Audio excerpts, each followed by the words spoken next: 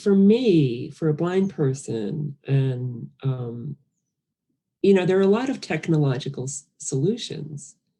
I mean, it's much easier to be a blind person now than it was when I was a kid, just because of technology. The problem is that the designers need to remember to build that in, or to have the button that turns it on, or to whatever it is. And nobody has to invent this wheel. The guidelines exist. Everybody knows how to do it. It's just a matter of recognizing that there are disabled people who are going to use this technology. Are you curious about discovering ways of making your life better? Then welcome to my podcast. I'm Bob Nickman, and this is The Exploding Human.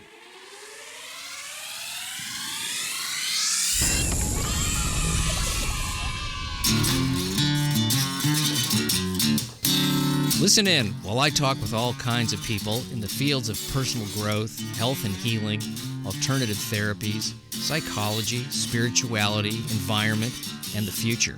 I'm looking for those answers that make life better for everyone. You'll meet cutting-edge practitioners, doctors, artists, filmmakers, business people, and those who have overcome challenges.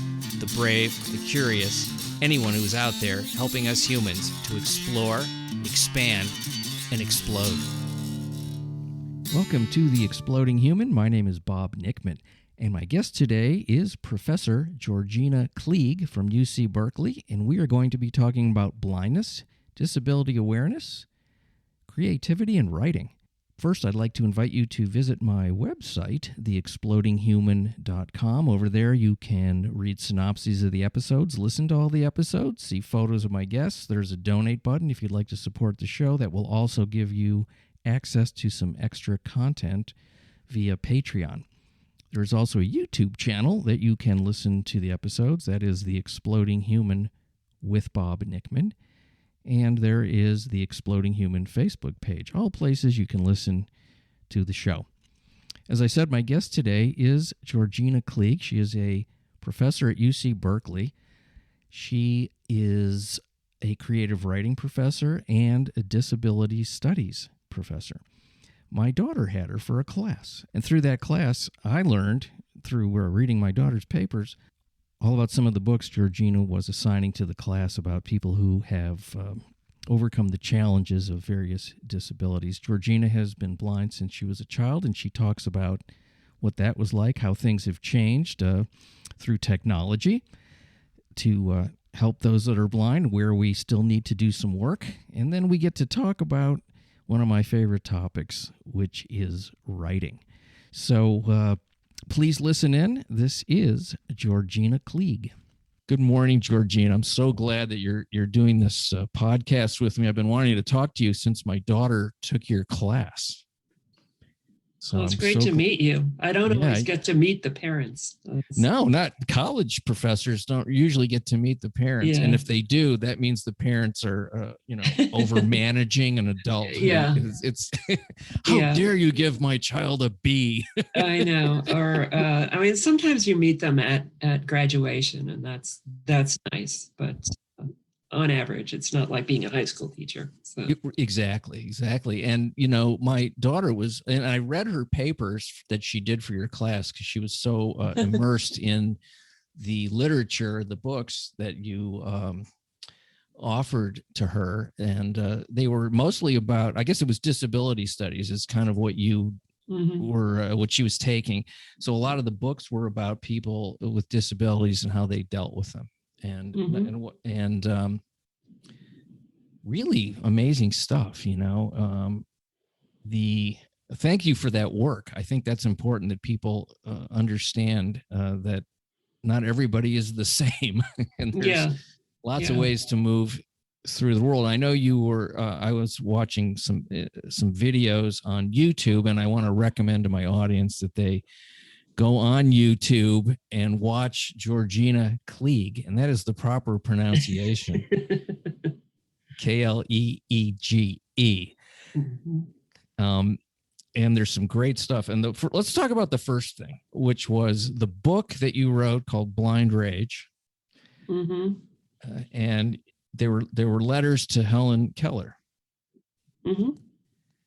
And it was so, yeah, talk about that, because it was so when I did a report on Helen Keller when I was a kid, so yeah, I knew a little bit about her, and there was things about that I just didn't about her that you had a similar thing, but I never wanted to say it. It's like, it's impossible that she was so happy all the time and so wonderful. Like, there's no way that somebody, first of all, no human is like that, let alone somebody with major issues. Yeah. I wrote that book. It came out in 2006, so it's already a little old, but maybe still relevant. But I wrote it from the perspective of a blind person. I've been blind since I was a child. And it came about really because as a child, I had huge amounts of resentment towards Helen Keller because she was held up as this role model. Yeah. And as you say, it seemed impossible. It's like, how is that? It's not helpful to have this person who's both deaf and blind. And the most annoying thing was she was always cheerful. There was no record of her ever complaining about anything. And it was just, so that was how I felt about her as a child. And I relished all the Helen Keller jokes that people pretend that they never heard, but in fact, you ask any 10-year-old, they'll recite a whole set of them. I only remember the one about she burned her fingers reading a waffle iron. That was the only one I remember. There are a lot along those lines. Anyway, I won't go into them now. People can. That's another book. Yeah, people can look them up. But anyway, then I grew up and I thought, well, maybe I'm being unfair to Helen Keller. And so I started to really investigate her life. I think everybody knows the story about how she acquired language when she was 7 years old. But then there's like this big gap, and then and that's the end of the story. But that wasn't the end of the story. That she lived to be 88 years old, and she published many books, and she traveled the world, and she was a socialist, a political activist. She supported many progressive causes in her day. She was a public figure throughout most of her life. Anyway, and so I started to get interested in, sort of thinking about moments in her life. And there were moments in her life, like in any life, where she did feel challenged, or she felt disappointed, or she felt people were putting unnecessary barriers in her way. And then to really kind of press on those moments and figure out, well, how did this, what were you thinking, Ellen? And I wrote it as a series of letters because when you investigate a life like that, of course, you're reading a lot of letters. And there are huge numbers of letters. I did a calculation about how many letters she must have written in her lifetime, and it was sort of phenomenal. But she was a celebrity, and people wrote to her, and she wrote back, and people saved her letters. So you can find hundreds, thousands of letters by Helen Keller, but you don't always find the letters by the other person. So it's a sort of one-sided correspondence. So I thought, well, I'm reading all these letters, so I'm going to write to Helen Keller. And, I started from this point of, recalling my childhood resentment and saying, you made my life harder than it needed to be because this role model I couldn't live up to. And I'm gonna call you out for that. And so I looked at moments in her life when, her perennial cheerfulness was challenged, and tried to sort of get inside what it must have felt like. So the book is, it's not a biography of Helen Keller. There's a lot of autobiographical content. But it's meant to invite the reader inside the consciousness of a deafblind person, which is something a lot of people say, oh, I can't imagine what would that be like. And I want to say, well, yeah, you have an imagination. You can imagine this. And in fact, Helen Keller tells us what it's like. And so, to sort of open up that consciousness, think about moments in her life when she felt thwarted or misunderstood or whatever it was. And I end up at the end of the book. I don't know that I end up feeling like, oh, now I love Helen Keller, but I appreciate her. I appreciate what she did. In a lot of ways, her life was not like my life, but her life may have made my life possible. So that's where I end up. It sounds like a pretty powerful book. The idea of writing to someone is deceased is really an interesting idea too. I thought that was very imaginative. Yeah. Well, it is funny. There are a couple of moments in the book where, because in the course of writing it, I was so immersed in her life story. And how sometimes you're writing and there's a computer glitch or there's something happens and you lose a paragraph or whatever it is. And I started to feel like, is that you, Helen? Oh, are you there? Erase it. You said you're not going to publish that. So, it like many writing projects, it started to feel a little challenging to my mental health, but yeah, they're all challenging and they're all a fight if they're any good. There's it's this idea of a flash of brilliance and it all comes out at once. I've never had that ever. So maybe that does happen with some people, but it's not me. Yeah.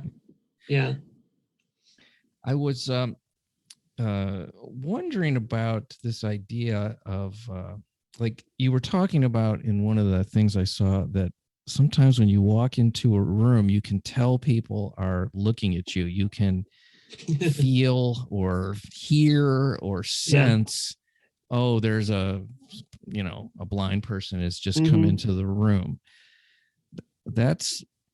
And I'm guilty of that when I see somebody with, and I don't even know if it's a terrible thing. I think it's just a natural thing. You go, oh, this person is in a wheelchair, or this person is blind, or this person, there's something going on. They're on crutches of some kind. And you kind of go, you stare, for a second. What is it?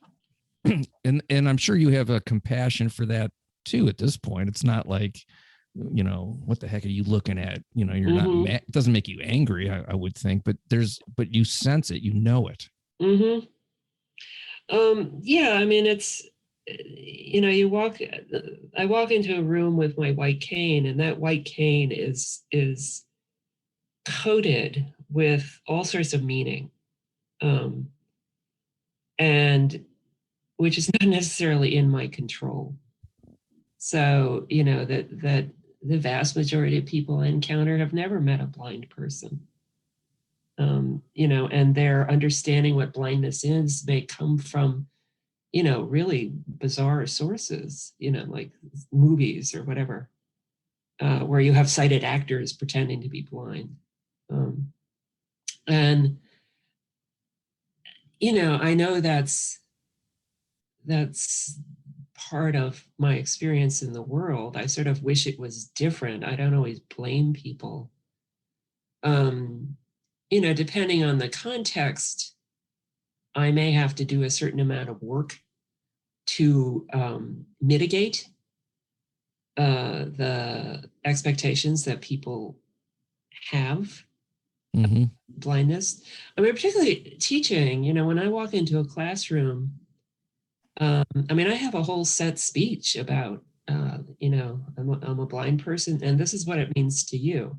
So I don't have to get into a whole narrative about, this was my childhood and then this happened and I went to this, it's like, this is a class. I am blind, that means I can't see when you raise your hand. We have to figure out a different way for us to communicate, you know. Yeah. So that, you know, and there it feels okay because it's a kind of practical thing. It's like I read your papers with my screen reader. That's how I do it. I've been doing it for 30 years or whatever. You know, I'll write my comments with the little track changes bubbles. Probably more legible to you than your other professors who scribble in handwriting. You know, don't raise your hand. But in other situations, in social situations, or like in the grocery store or whatever, you know, I don't have the opportunity to make a speech. So in some sense, I just have to go about my business and not worry too much about what people think. Yeah, I think some people. I'm trying to think. What do I think when I see somebody? And I don't think this because I've thought it through. But my initial, I'm going to talk about visceral reactions to seeing something. One is that there's two things. One is that, well, there's that disability, if that's the right word to use, that I can, that I'm aware of. They must have other ones too. There must be some sort of a other disability that goes with it. I don't know why I think that. It's not true. Could be true, but it isn't necessarily true. And the other one is, I don't want to say the wrong thing to offend this person. And then actually there's a third thing. I don't want to catch it. That's how I feel about death. That's why I don't like to be around it. So those are some of the things, and I'm just being, you know, sort of brutally, viscerally honest about what happens when I see something like that. Yeah, it doesn't rule me or really affect very much of how I interact with somebody. I treat pretty much everybody the same. Yeah. Unless their, you know, their behavior would indicate something else, you know, like, you know, disrespectful behavior or something like that might make me have a negative take on somebody. But I'm always, and I think probably the most of that is I want to be careful that I don't say the wrong thing to hurt this person's feelings, ask an inappropriate question. Yeah. Yeah, that's a very common response. People are worried that they're going to say the wrong thing, do the wrong thing. You know, so there's that. I mean, the other two things, I appreciate your honesty because I think a lot of people think these things, but they don't admit them. That, you know, if you see somebody with a white cane, they must also have some other disability. I mean, I think that is kind of the Helen Keller. Oh, it might be one of her. You know, legacies. It's like, oh, she's a blind person, but maybe she's also deaf. I should talk really loud, you know. It's not helpful. And then the thing about catching it, you know, some years ago, I wrote an article, a brief essay about my white cane. And I talked about how, you know, a lot of times when I'm walking down the street at the sidewalk, you know, they won't just move out of the way. They will like leap out of the way. You know, they'll you know, plaster themselves up against the wall. And it almost feels like they're afraid that if the white cane touches them, I don't know, that they'll be struck blind, you know, that it's contagious. It is kind of amusing, you know, and if they have a dog, they like whisk the dog out of the way, and the little children, and, you know. So I think that, you know, even when you say logically, it's like, it's not contagious. I think people still have that fear. So, you know, it depends on, I mean, most of the time I don't, I've been blind a long time. So it's like, I'm used to this. I don't feel conspicuous about it. It's just how I am. And I know that these responses are out there.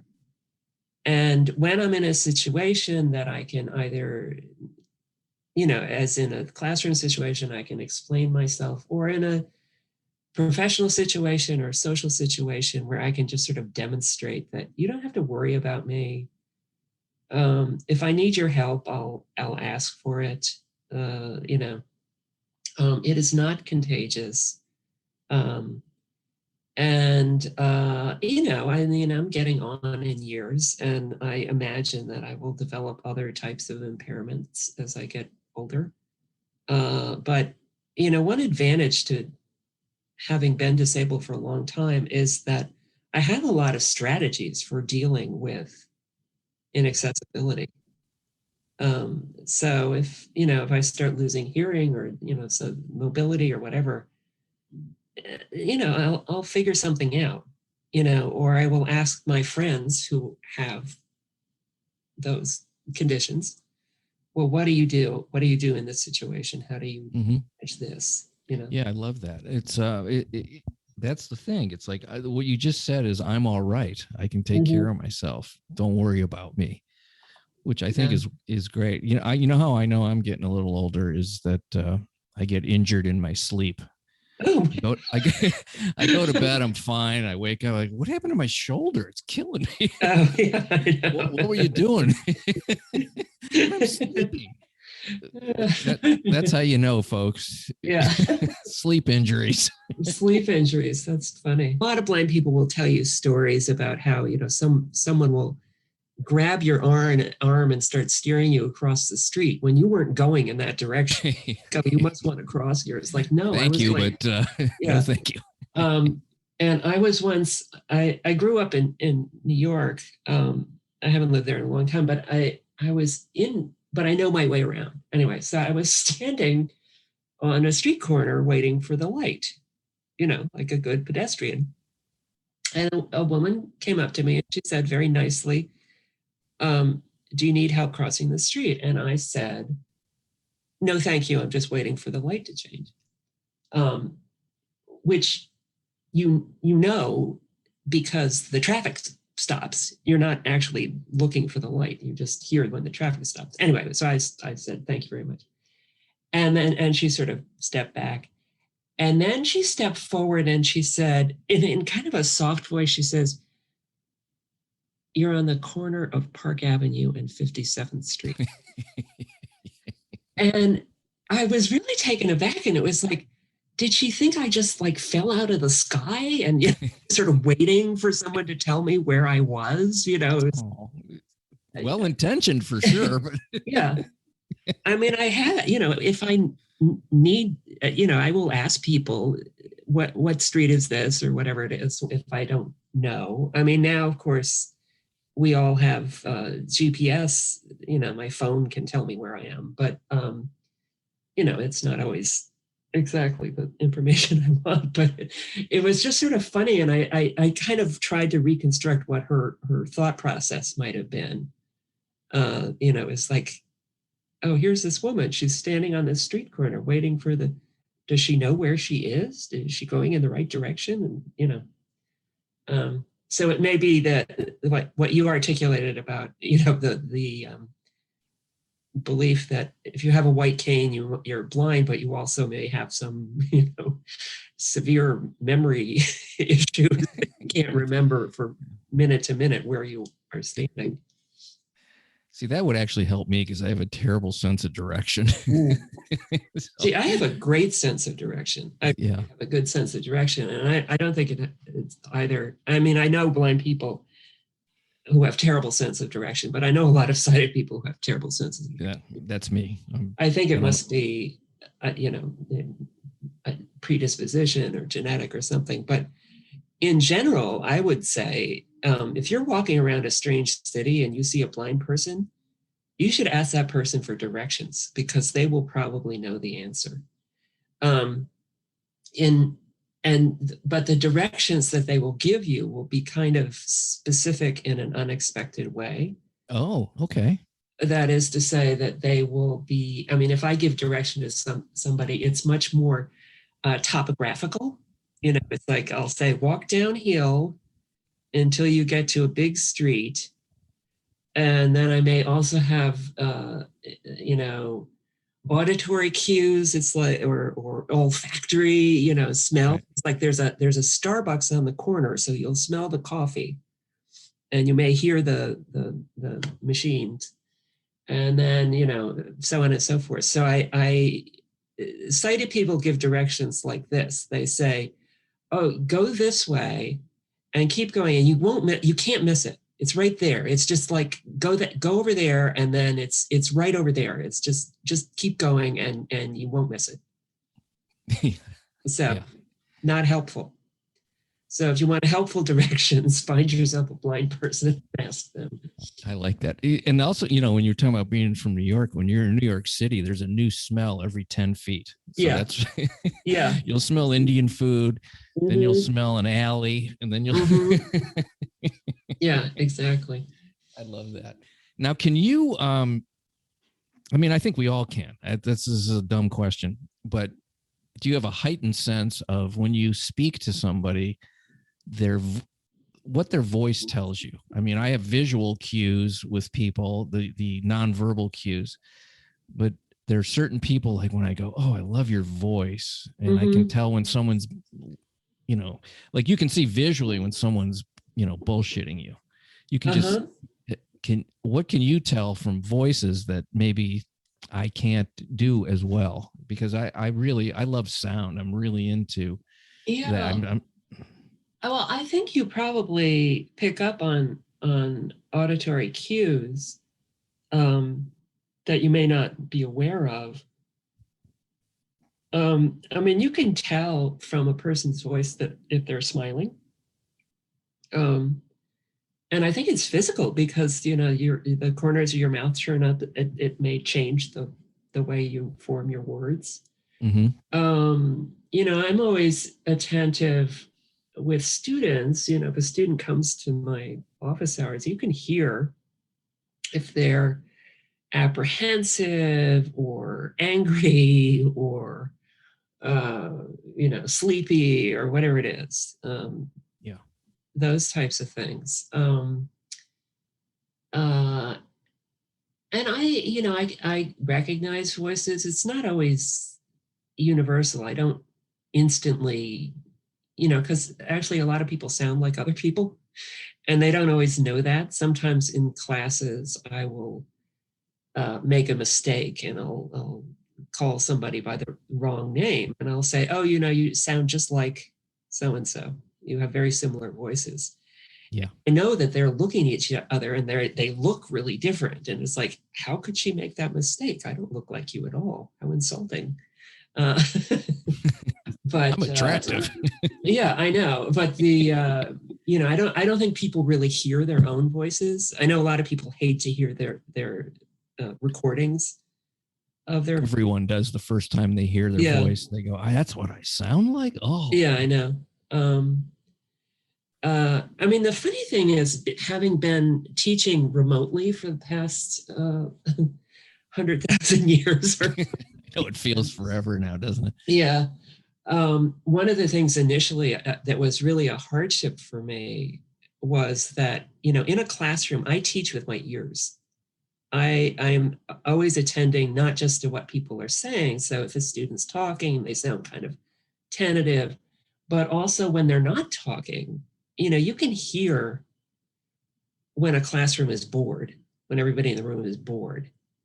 Um, it's there's a lot more noise when people are bored than when they're really paying attention. Because, you know, when they're bored, that's when they start shuffling the backpack and, you know, shifting in their chair. But when they're really paying attention, it's like, so That's focus. You can feel the focus. you can feel the focus, you can feel that energy. And then there's also, you know, it's like if I make a joke and there's laughter, then I feel like, okay, we're all, you know, you get me, or you're with me. You know, or I'll say, is that clear to everybody? And there's some sort of murmur of, you know, like, yeah, sir, you know, it's like, how stupid do you think we are? But on Zoom, of course, it goes to the, you know, you only get one mic at a time. So it was really a learning curve for me to figure out how to, okay, I don't get any of that oral feedback. Yeah, and you don't get the feeling in the room Yeah, of a group, yeah, because there is yeah, a collective kind of mindset that goes on in yeah. large groups, and I a mean, personality almost to a classroom. oh yeah, and teaching is a performance, and any performer, you feel the energy from the audience, and sometimes that means, okay, I need to step things up a bit here, or okay, I'm doing good. Let's keep going in this direction. So that's been an adjustment. What are some of the ways, I guess, that we can improve how people with disabilities function better in the world, are able to, where are we missing the boat, do you think, as a society, and where can we improve, and how can we do that? Not that you're the spokesman for that, but I No, think you have experience. yeah, I have a lot of experience. I mean, for me, for a blind person, and there are a lot of technological solutions.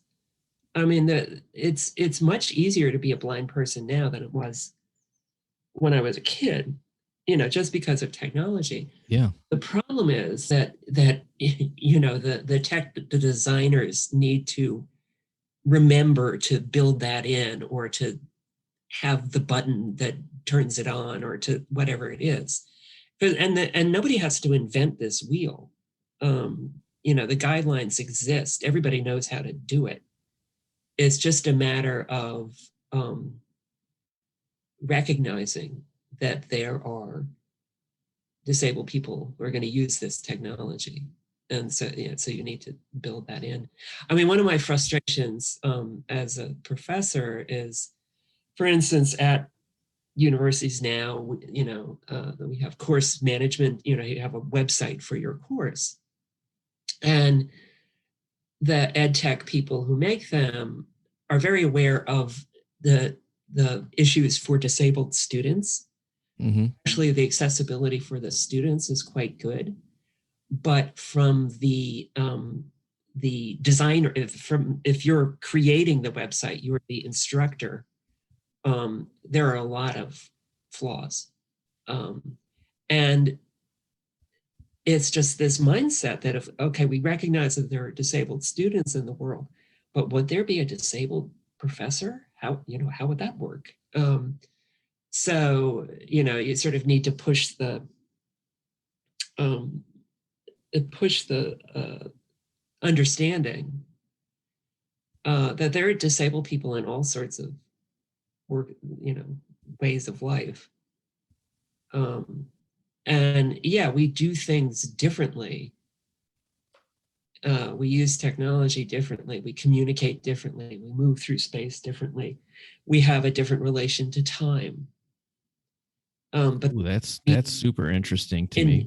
That doesn't mean inferior, No, I'm curious about that. Talk to me more about that, because because time is very relative to the person. I mean, Yeah. sometimes if you ever talk to an insurance salesman, time moves very slow. Yeah. Well, in university and college campuses, and all across the country, the most often granted accommodation for disabled students is about time. It's about testing time, right? So if you have, and it covers all sorts of different impairments. So if Mm-hmm. a student today, I'd probably get double time on any kind of timed test. Does it really matter that this student complete this thing in this amount of time? Why is the time relevant? And there are incidents. I mean, I can say this because I'm an English professor. So I think what it is that I'm teaching people is how to read carefully, and how to think critically, and how to write fluently, eloquently. Mm-hmm. And none of those things are necessarily need to be done in a set amount of time. Right? Yeah. It's just sort of a convenience for me as the instructor. Mm-hmm. I only want to devote this amount of time to doing this. If I was training people to be EMTs, yeah, I could justify the fact that, if you're in an emergency situation, you need to be able to do stuff in as little time as possible. Sure. And you also need to have memorized, certain protocols. You can't stop and look it up, right? So there, I think you can justify saying, okay, you have to do these things in this amount of time. I think what disability encourages people to do is sort of to rethink a lot of practices that have grown up over time, and to ask why. I mean, it's just a sort of critical thinking exercise. It's like, why do we do things that way? Is it because there's really a reason for doing it that way? Yeah, I was always wondering why they timed tests, almost any test, because there are different ways of learning and processing information, and everyone's a little bit different. And some people are more slow paced and thoughtful, and it does take them longer. It doesn't mean they're any less able. And, it's like, why do I have to rush and then make my mind really crazy? Yeah. Because I have to hurry. That's doesn't suit every single type of personality or method of learning. And so I think they do it as just an extra layer of difficulty to weed people out, because there's too many that want to, let's say, become a doctor. So we have to make this this MCAT test, really fast. It's it's not a problem I can solve. I mean, I teach in an English department, so we talk about language. We talk about great writing, and so there's kind of more of an atmosphere where if you're writing about great literature, you sort of want to write about it in a way that honors that literature. But I do argue, I do tell my students that, not every student I have is going to become an academic. But my hope is they will all continue to write. That doesn't mean that they may not write professionally, but they will find themselves in situations where having that skill is going to be to their advantage. Because a lot of people don't write well. A lot of people don't like to write. So having that skill, before the ADA, when I couldn't get an academic job, I had other jobs. I did government work because you could get accommodations.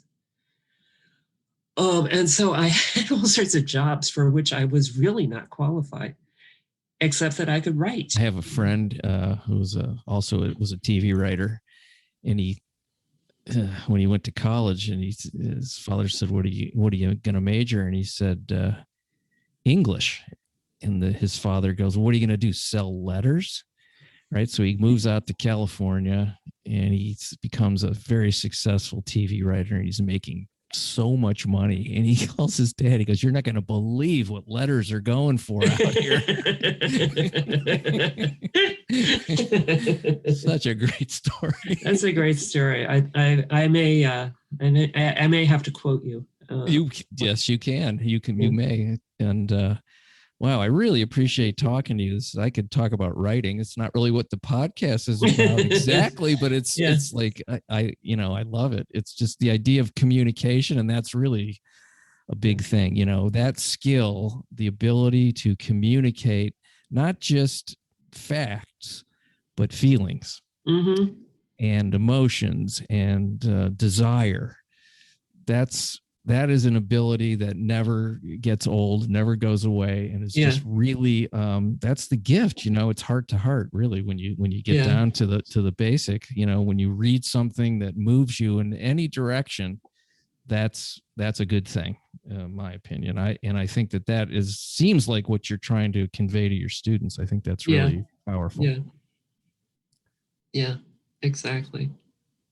And that's my praise for you.